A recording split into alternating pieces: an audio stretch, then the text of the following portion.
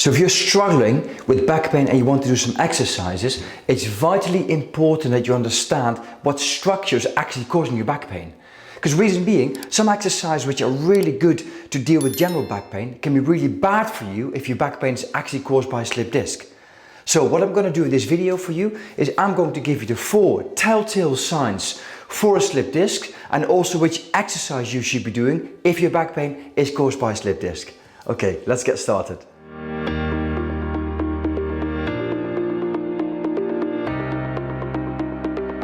So let's do a quick bit of anatomy before we go and discuss the symptoms with you.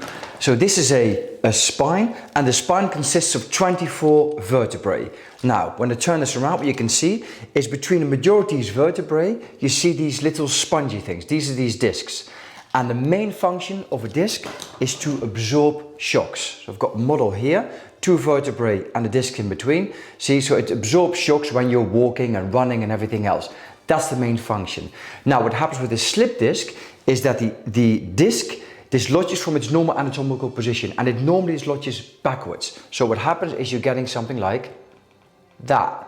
That will give you a back pain. Now, what you can see is this structure here is a nerve. So if the disc dislodges too far, it can actually give pressure on the nerve, and that can give you, it happens in the low back, that can give you a back pain, but also a leg pain. But a disc can also just give you a back pain. Okay, so let's move on with the common symptoms and the exercises you can do.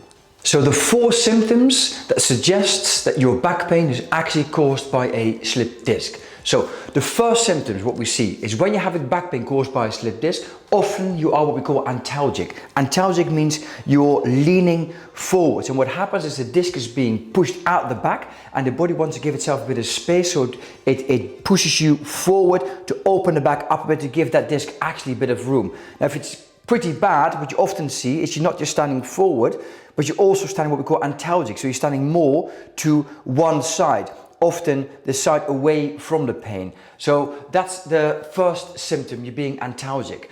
The second symptom that your back pain is caused by a slipped disc is that sudden increase in pressure aggravates the pain. So for example, when you're sneezing or coughing, when you're going and then you're creating a lot of pressure on the disc, you're bending forward, you're pushing the disc out a bit more, that's also a sign that your back pain is caused by a slipped disc. The third sign is that you're actually getting some relief bending forwards. So this is not as bad as you coming backwards. Now, do not get me wrong, where you've got a slipped disc, you won't be able to come all the way back. That will definitely give you some problems. But generally, that is a more comfortable position than coming backwards. So that's another telltale sign.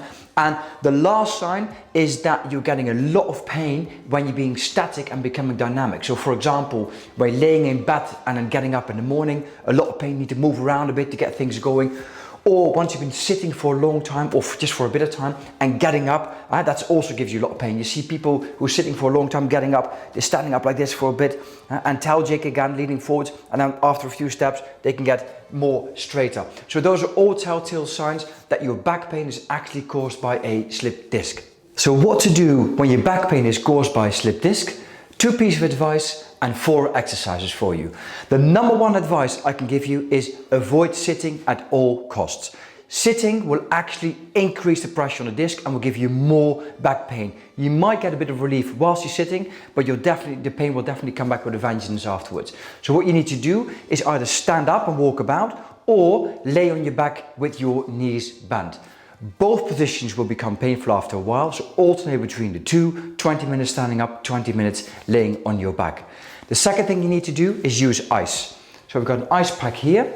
You use ice. What you do is you wrap the ice pack in a tea towel so you don't get a frostbite by applying the ice directly onto your skin, and then you place it just above your buttock area there. And then what you do is you lay on your back with the ice pack on your back, make sure your knees are bent, and lay on the ice pack for about 10 to 15 minutes per hour, and that will reduce the inflammation and it will reduce the pain. So those are the first bits of advice that I can give you. So if your back pain is caused by a slipped disc, then the next exercise is a great exercise to start off with. It's called a prone prop. And what you need to do is you need to lay face down and then support yourself on your elbows. So ensure your elbows are straight underneath your shoulders. And all you now is you lay here for about 30 seconds to 1 minute. Yeah, and then you repeat this 3 to 5 times. Very simple exercise and helps to push the disc back again into its original position. So it's not abnormal to get a little bit of back pain, absolutely fine. But as soon as you start to get pain in your legs, you need to decrease the intensity a little bit. And what you need to do then is just place your elbows a bit forward so you get less of an arch in your lower back. And then you hold this position again for 30 seconds to 1 minute. So again, you repeat this 3 to 5 times. If this goes well, you move on to the next exercise, which is called the prone push-up. And what you do for that is exercise number 2. You place your hands underneath your shoulders. Now this is more like a dynamic exercise. So you place your hands on your shoulders and you come up counting to 2. 1, 2, and you come down again. 1, 2. And you do about 15 repetitions of this in about 3 sets. 1, 2, and come down. 1, 2. Now it's important that you keep your pelvis on the floor at all times. So because you really want to arch your back. So what you don't want to do is lean on your knees and come up this way. No, what you want to do is keep your pelvis on the floor, push up 1, 2, so you arch your back, 1, 2, and come down again. Now if it starts to hurt, say halfway through, or you're getting a pain in your leg, you just decrease the intensity a little bit. So you come up 1, 2, and then down 1, 2. And you can do this throughout the day. There's no limitation on how often you can do this. This is called a prone prop, a really good exercise when your back pain is caused by a slip disc. So a variation on the prone push-up is the back bend exercise. And this is something you can do throughout the day, for example, when you're at work and you need to move about. Super simple. All you do now is you create 2 fists, place the fist in the small of your lower back, and just push yourself forward. And like the prone prop or the prone push-up, this is a dynamic exercise. So you push yourself forward in 2 seconds, 1, 2, and you come back again, and you repeat this again for about 15 times, and you can do this throughout today. So 2 fists in your small of your back, push forward, 1, 2, and again come back again. Same thing applies here. If you start to get a shooting pain down your leg, just reduce the intensity a little bit. The 4th exercise is a great exercise to do again at work. You can do it at home. All you need is like a desk or a chair, and then what you do is you turn your hand palms away from you, fingers towards the floor. Make sure your elbows are straight. And what you do is you place your feet behind you, and all you do now is again you arch your back. And again, a dynamic exercise. So arch it for 2 seconds. 1, 2, and come back again. You see straight elbows, hand palms away from me, fingers pointing towards the floor. 1, 2, and come back again. And same thing here. 1, 2, and again push back. Fantastic to do at work or when you're walking throughout the house. You can do it in your kitchen table, or use a chair. A good exercise to get some movement in and to help decrease the back pain which is caused by a slip disc.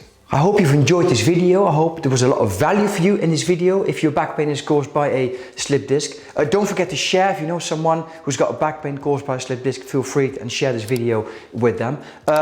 Like the video if you liked it, give me a thumbs up. Leave me a comment in the box down below if you have any questions or queries. Happy to answer them at any time. Subscribe to the channel if you don't mind as well. I'd like to say for now, take care of yourself, take care of someone else as well, please, if you can, and bye for now. Bye-bye.